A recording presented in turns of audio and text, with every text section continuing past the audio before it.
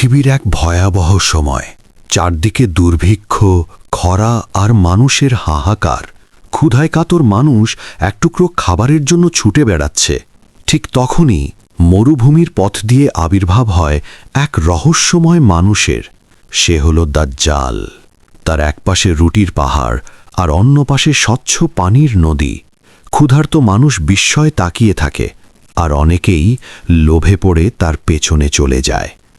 দাজ্জাল মানুষের সামনে দেখায় একদিকে আগুন আর অন্যদিকে দেখায় স্বর্গের মতো সুন্দর বাগান। মানুষ বুঝতেই পারে না কোনটা সত্য কোনটা মিথ্যা। এমনকি শয়তান মৃত বাবা মায়ের রূপ নিয়ে এসে মানুষকে বলে দাজ্জালকে মানতে। দাজ্জাল মদিনার দিকে এগিয়ে আসে, কিন্তু ফেরেশতাদের পাহারায় সে শহরে ঢুকতে পারে না। ঠিক তখনই এক সাহসী যুবক সামনে এসে দাঁড়ায়। সে সত্য প্রকাশ করে দেয়।